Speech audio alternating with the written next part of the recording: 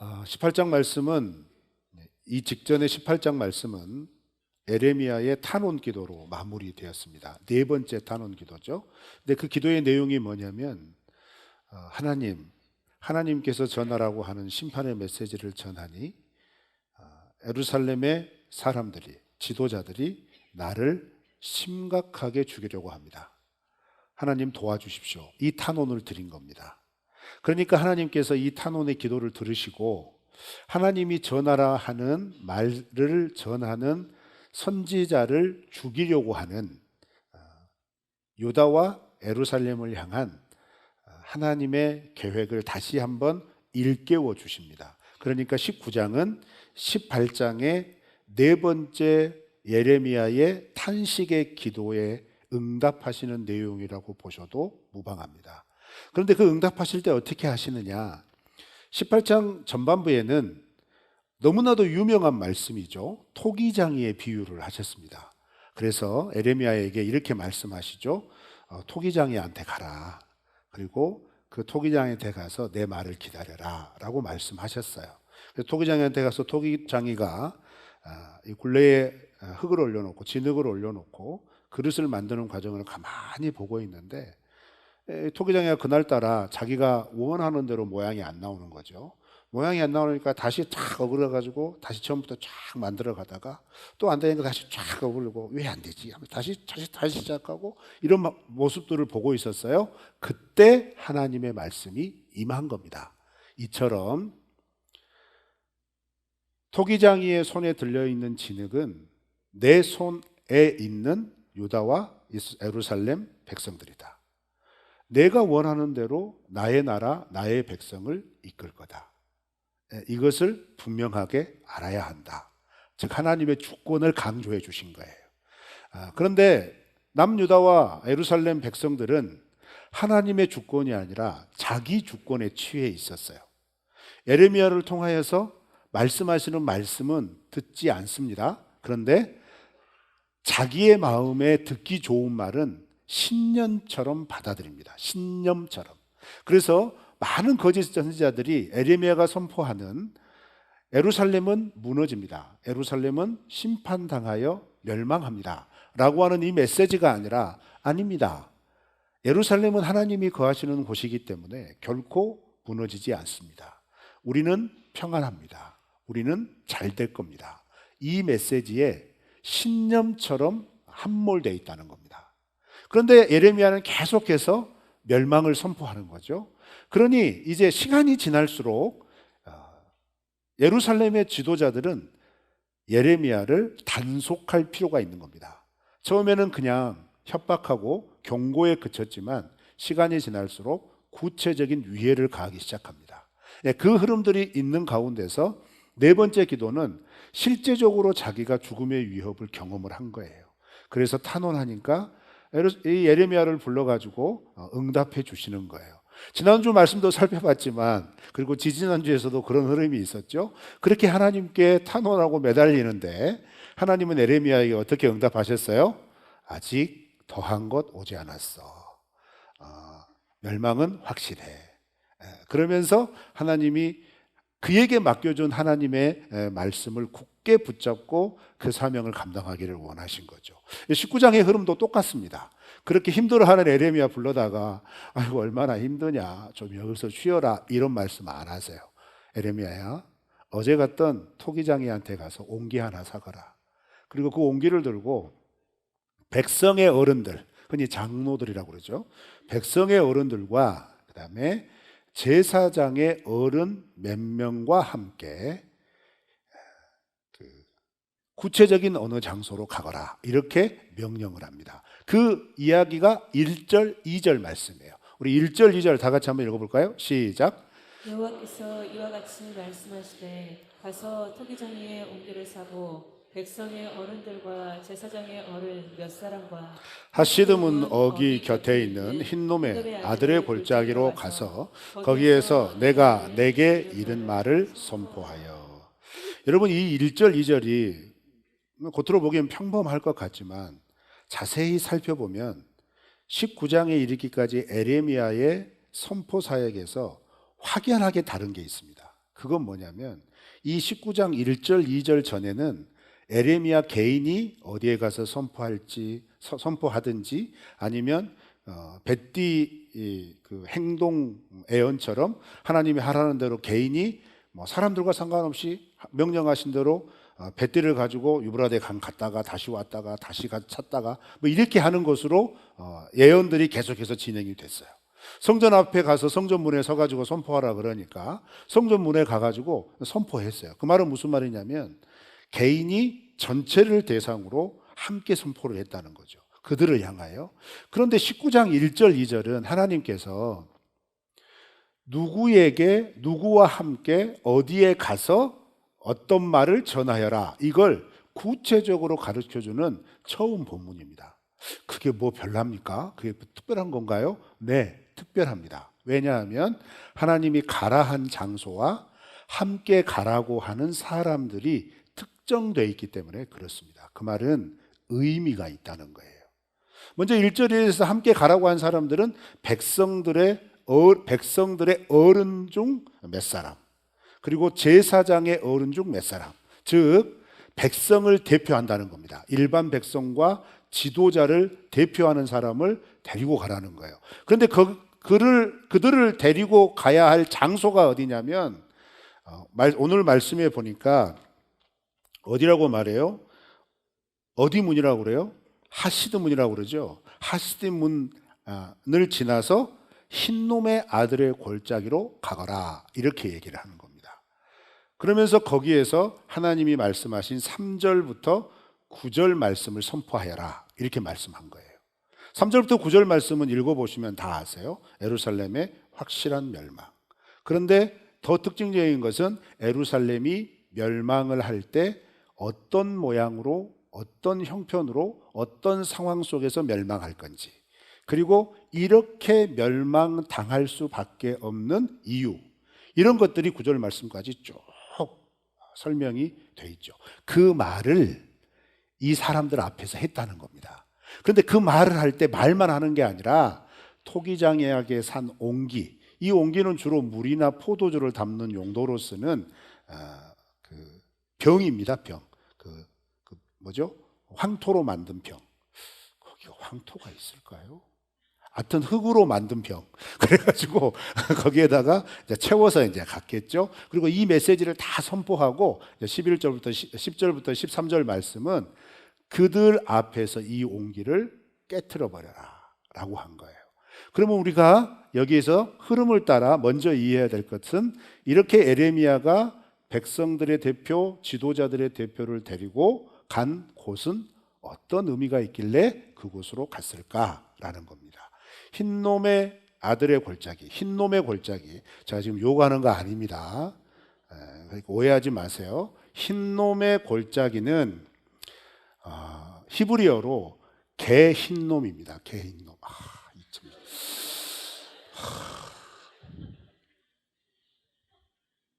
히브리어예요. 개 흰놈. 좀 멋지게 하지만, 근데 이 단어가 굉장히 의미 있는 단어예요. 그런데 그 흰놈의 아들의 골짜기에는 이때 당시 에레미야의 당시에 어떤 곳이었냐면, 그것을 이해하기 위해서 11절 말씀과 함께 살펴봐야 돼요. 우리 11절 다 같이 한번 읽어볼까요? 시작. 그들에게 이르기를 만군의 여호와께서 이와 같이 말씀하시되 사람이 토기장이의 그릇을 한번 깨뜨리면 다시 완전하게 할 수 없나니 이와 같이 내가 이 백성과 이 성읍을 무너뜨리니 도벳에 매장할 자리가 없을 만큼 매장하리라. 아멘. 여기에 보면 흰놈의 골짜기에서 또 특정한 단어가 하나 나오죠. 여기에서 다 무너뜨릴 거다. 그런데 이 무너뜨림은 어떤 것과 같이 되리라 라고 말했어요?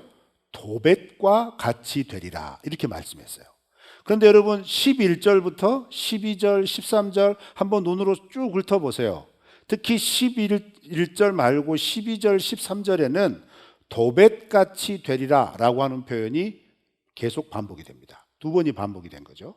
그러니까 흰놈의 아들의 골짜기, 그다음에 도벳. 이 장소가 그때 당시 사람들에게는 뭔가 의미가 있는 장소였다는 거예요. 의미가 있는 장소. 그럼 그 의미가 뭐냐 했을 때 먼저 흰놈의 아들의 골짜기는 이때 당시 에레미야 시대에는 주로 이 아시드 문을 통하여서 들어가는 곳이다라고 했는데, 이 아시드 문의 이름의 뜻이 뭐냐면 질그릇 문이라는 뜻입니다. 질그릇 문. 그러니까 이게 왜 그 문 이름을 그렇게 붙였냐면, 그 문을 통과하고 딱 나가는 순간 흰놈의 골짜기의 가장 아래쪽 부분, 거기에 무엇이 있었냐면 깨진 그릇 조각들을 버리는 쓰레기장이 있었어요. 쓰레기장. 그리고 이곳에서는 또 남유다 말기에 이르러서 어떤 용도로 이 쓰레기장이 활용이 되었냐면 무연고 묘지. 그러니까 예루살렘 성에서 사람이 죽었는데 연고가 없는 거죠. 그러면 그 무연고 시신을 어디에 어떻게 처리를 했느냐? 그 흰놈의 골짜기에 가서 거기에서 그 시신을 태워서 처리를 했습니다. 그러니까 쓰레기인자와 함께 무엇이 있다는 거죠? 화장터가 있었다는 얘기입니다. 그리고 거기에 또 뭐가 있어요? 토기장이들이 토기를 만드는 공장이 있었어요. 공장이라고 해야 되나요? 그 도자기 만드는 그 있잖아요. 가마? 뭐 그런 게 있다는 얘기죠. 그 작업장이 있었다는 얘기죠.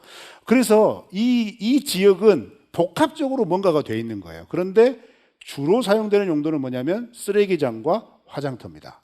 그런데 이곳에 누구를 데리고 갔다고요? 백성의 어른들, 그 다음에 제사장의 어른들. 여러분, 우리가 성경을 조금 이해하시면 사람을 태우는 곳, 쓰레기를 태우는 곳, 쓰레기를 모아두는 곳은 어떤 곳이에요? 부정한 곳입니다. 레위기의 법에 따르면 시신은 곁에 가서도 안 돼요. 부정해지니까. 만져서도 안 돼요. 부정해지니까. 그럼 어떻게 해야 돼요?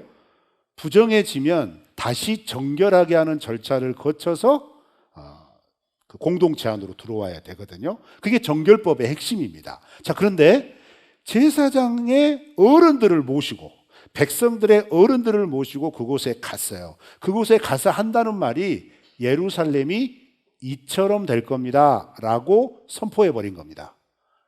얼마나 충격이겠어요. 왜?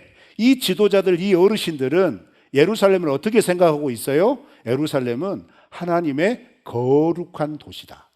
깨끗한 도시다.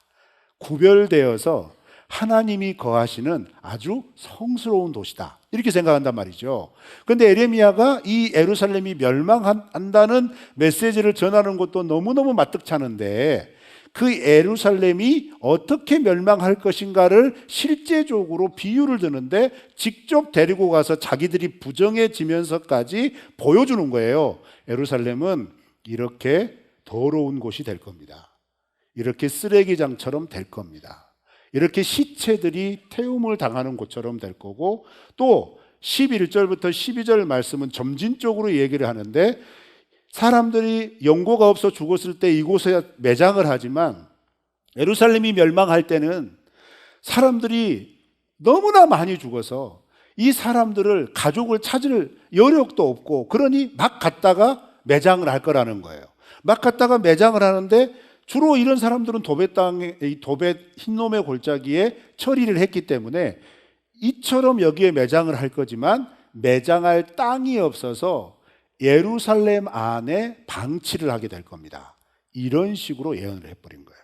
그러면서 이 예언이 얼마나 확실하냐면 옹기를 들어서 팍 깨뜨리면서 이렇게 유다와 예루살렘은 산산조각 날 겁니다.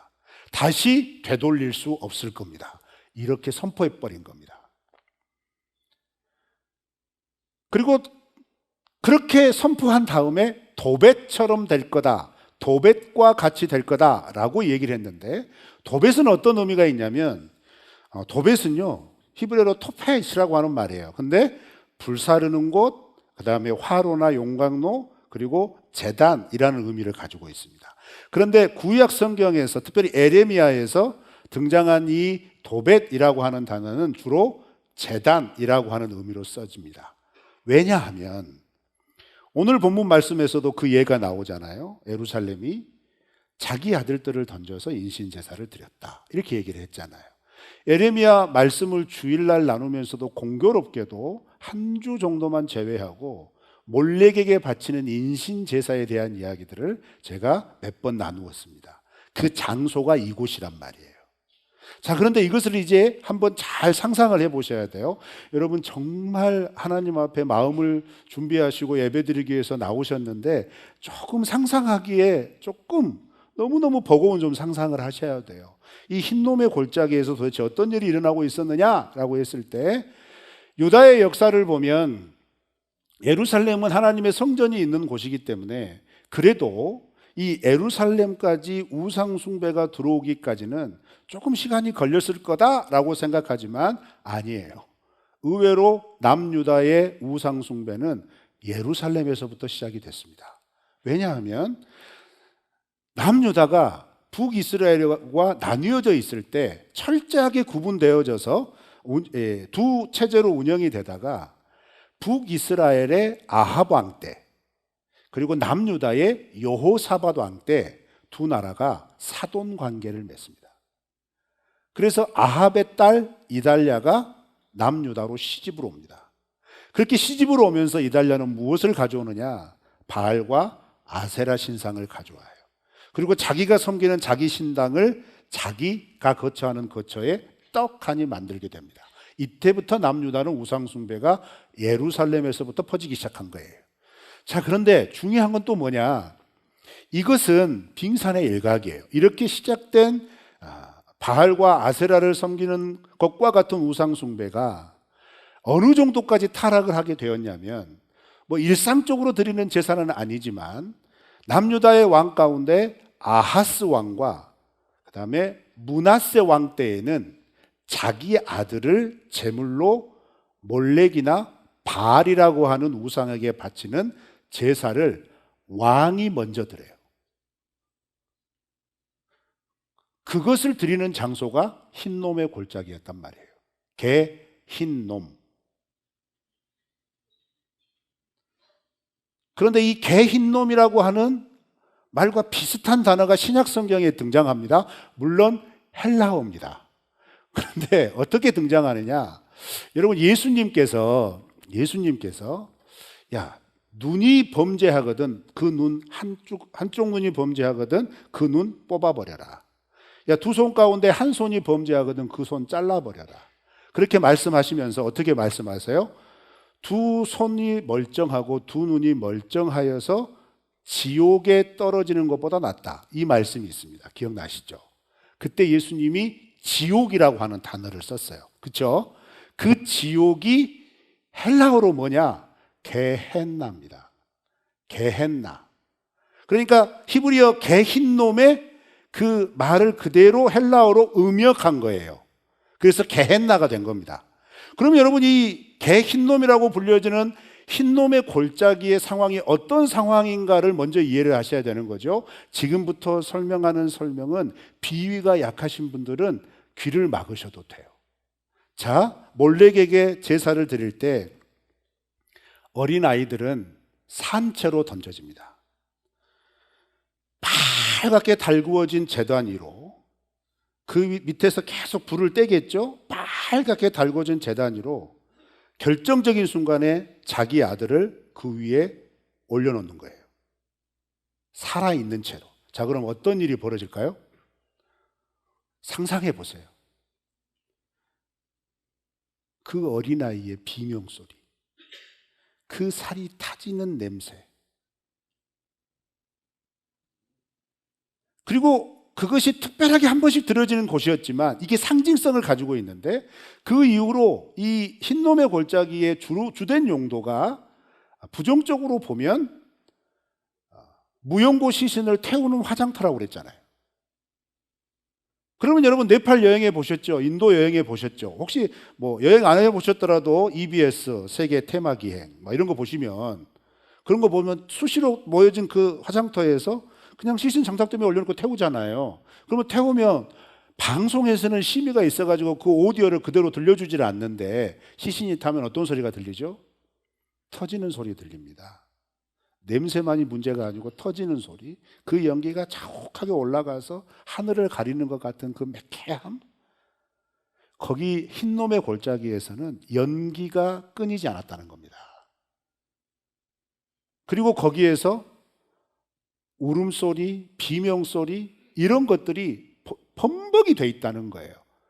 여러분, 이 이미지가 유대 백성, 이스라엘 백성들에게 얼마나 충격적이었냐면 그 이미지가 그대로 지옥으로 옮겨진 거예요.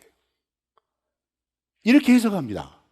그 정도로 흰놈의 골짜기는 이스라엘 역사에 있어서 너무너무 고통스러운 것을 상징하는 장소예요. 그런데 그 고통스러움과 처참함과 비참함이 상징되어지는 그 장소에 이 백성의 지도자를 데리고 가서 에레미야가 한 짓이 뭐예요? 옹기 다 깨뜨리면서 예루살렘이 이처럼 될 겁니다. 도벳처럼 될 겁니다. 예루살렘은 도벳과 같이 될 겁니다. 이 얘기를 선포해버린 거예요. 그래서 여러분 20장에 넘어가면 그 말을 듣고 나서 제사장 바스올이라고 하는 사람이 예레미야 데려다가 사정없이 때려버립니다. 그 정도로 충격적이었던 거예요. 그러면 이 일을 통하여서 하나님께서 우리에게 주시는 교훈이 뭘까요? 첫 번째, 이스라엘 백성들은요, 자기 신념에 매여서 하나님의 확고한 말씀을 듣지 않습니다. 이 자세는 우리도 해당될 수 있습니다. 여러분, 우리가 예수 그리스도를 믿고 하나님의 백성, 하나님의 자녀가 되었다는 가장 확실한 변화는 무엇을 가리켜서 하는 말이냐면 내 인생의 주권이 나에게서 하나님에게로 옮겨갔다는 것을 의미합니다. 어떻게 옮겨가죠? 예수님이 자기의 핏값을 주고 나를 사신 거예요. 사망과 저주와 죽음에 처해 있던 나를 자기 생명값을 대신 치르시고 의와 생명의 자리로 옮겨주신 거예요. 이렇게 옮겨주셨다면 가장 먼저 우리 가운데 세워져야 하고 절대 잊지 말아야 될 건 뭐냐면 나의 삶은 내 마음대로의 삶이 아니라 이제부터는 나를 구원하여 주신 하나님의 마음, 하나님의 뜻을 따라 살아가야 하리라 라고 하는 결심이 우리 가운데 서는 겁니다. 그게 그리스도인입니다. 자, 그런데 이렇게 살아가는 과정에서 세상의 가치, 세상의 방법, 그것이 때로는 내가 살아가는데 너무 편리하단 말이에요. 그리고 그것이 나를 성공으로 이끌어 줄 수도 있고 나를 이전과 다르게 좀 더 나은 상황으로 나아가게 할 수 있단 말이죠. 그런데 만약 그것이 하나님보다 더 중요하게 여기고 하나님을 섬기는 것보다 더 집중적으로 의지하고 하나님의 말씀보다 더 중요한 가치로 자림하고 있다면, 여러분, 그렇다면 구원받은 그리스도인이라 할지라도 그것은 하나님 아버지를 믿는 게 아니라 여러분 자신을 믿고 있는 거예요. 그래서 내 신념대로 믿고 있는 믿음은 하나님의 말씀이 선포가 되어지고 가르쳐져도 하나님의 말씀을 배워도 그것은 내 신념을 변론하고 내 신념을 확인시켜주는 그런 수단에 지나지 않게 돼요. 아무리 말씀을 들어도 하나님의 말씀의 가치가 우리의 삶 가운데 드러나지 않는 겁니다. 그러니 에레미야 시대처럼 에레미야가 이건 하나님의 말씀입니다, 하나님은 이렇게 하실 겁니다, 아무리 선포해도 아니, 내가 아는 하나님은, 내가 믿고 있는 하나님은, 내가 붙잡고 있는 하나님은 이렇지 않아 하면서 이 말씀을 외면하는 거예요. 그렇게 외면하니까 어떤 일이 벌어져요? 하나님이 무수한 기회를 주었어도 돌이켜지지 않으니까 결국 하나님이 행하시는 방법은 그 자기 신념, 자기 주관, 자기 신앙에 함몰되어 있는 유다와 예루살렘의 사람들을 산산조각 내듯 깨트려 버리신다는 거예요. 그래서 이 옹기는 무엇을 상징하느냐라고 했을 때 전체적인 말씀의 맥락에서는 선명하게 11절에서 말씀한 것처럼 분명합니다. 유다와 예루살렘의 멸망을 의미합니다. 그런데 7절 말씀 눈으로만 보세요. 7절 상반절에 보면 이런 표현이 있습니다. 유다와 예루살렘의 계획을 무너뜨리겠다. 이 말씀이 있어요. 그게 뭐예요? 유다와 예루살렘의 철저한 멸망은 곧 어떤 멸망이냐면 하나님의 마음, 하나님의 뜻, 하나님의 말씀이 아니라 자기 신념, 자기 신앙, 자기 고집, 자기 경험으로 마치 하나님을 섬기는 것 같이 맹신하고 있고 착각하고 있는 너희들의 그 착각, 너희들의 그 계획, 너희들의 인생을 향한 너희들의 주권 내가 깨트려 버리겠다라고 말씀하시는 거예요. 여러분, 이 역사적인 선포는 역사적인 사실로 우리에게 남아 있습니다. 예루살렘은 2번 멸망했습니다. 2번. 바벨론에게 멸망할 때, 그리고 예수님 시대에 예수님을 죽인 그 죄값 때문에 로마에게 멸망할 때. 역사에 관심 있는 분들은 아실 겁니다. 이 2번의 멸망이 놀랍도록 소름 끼치도록 멸망의 과정이 똑같습니다. 멸망의 과정이 반복이 돼요. 내용도 반복이 되고 결과도 반복이 됩니다. 그런데 이렇게 반복되는 2번의 멸망을, 이 2번의 심판을, 이 2번의 저주의 메시지를 성경을 통하여 정확히 남겨둔 이유가 뭘까요? 목적은 딱 하나입니다. 우리에게 본보기가 되게 하시려고 남겨두신 겁니다. 무슨 본보기일까요? 하나님의 말씀은 이처럼 반드시 이루어진다. 하나님의 말씀은 하나님의 뜻과 하나님의 능력에 따라 반드시 이루어진다라는 겁니다. 그런데 여러분, 교회 오래 다니신 분들일수록 알고 계실 겁니다. 성경에서 하나님이 우리에게 약속하여 주신 약속 가운데 유일하게 한 가지 이루어지지 않은 약속이 있습니다. 뭐지요? 아니, 그걸 그렇게 주저하면서 말씀하시면 어떡해요? 예수님의 다시 오심, 재림입니다. 여러분, 재림, 예수님은 반드시 다시 오실 겁니다. 근데 중요한 건 뭐예요? 다시 오실 때 예수님 뭐 하시죠? 잘 하시네요. 그럼 여러분, 심판대 앞에 서실 때 하나님이 여러분을 어떻게 바라보실 것 같습니까? 옹기처럼 바라보실 것 같습니까? 아니면 이 심판을 통과하여 영원한 구원을 누릴 하나님의 자녀, 하나님의 백성처럼 쳐다보실 것 같습니까? 교회를 출입하셔도 고집, 계획, 경험, 연륜, 세상의 방법, 합리적인 사고, 합리적인 방법, 이것에 함몰되어서 하나님의 말씀의 가치와 하나님의 말씀의 움직이심을 외면하거나 귀를 막거나 그것을 무시하거나 경멸하는 것, 지금은 아무 일도 안 일어날 겁니다. 그러나 마지막 남은 한 가지 약속이 이루어질 때 드러날 겁니다. 확실해질 겁니다. 그날을 준비하라고 2번의 예루살렘의 멸망을 역사적으로 본보기를 주신 겁니다. 저는 그렇게 믿습니다. 그래서 여러분, 우리는 하나님의 말씀을 가볍게 여기셔서는 안 됩니다. 무겁게 여기셔야 합니다. 적어도 내가 나의 욕망을 채우기 위해 달려갔던 도벳이 다 있을 거예요. 아하스나 므낫세가 자기의 아들을 바쳐가면서까지, 그 불구덩이에 던지면서까지 자기 욕심을 채우려고 했던 그 사악한 마음이 우리에게도 있을 거라고요.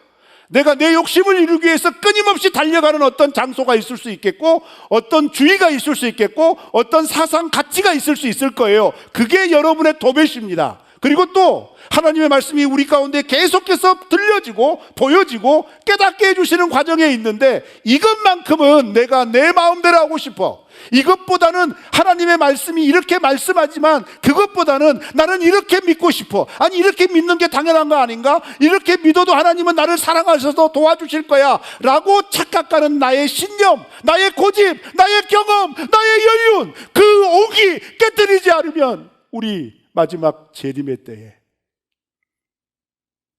최후의 심판을 통과하는 존재가 아니라 산산조각 나는 존재로 서게 될 겁니다.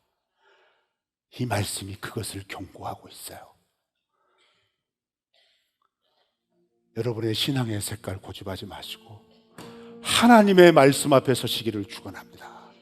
오직 예수 그리스도만이, 그 예수 그리스도를 믿는 고백이 실제의 삶이 되어 살아가는 순종만이 우리를 마지막 최후의 심판에서 건져주실 줄 믿습니다. 예수만이 소망되는 삶을 이번 한 주도 살아가시기를 주님의 이름으로 축원합니다.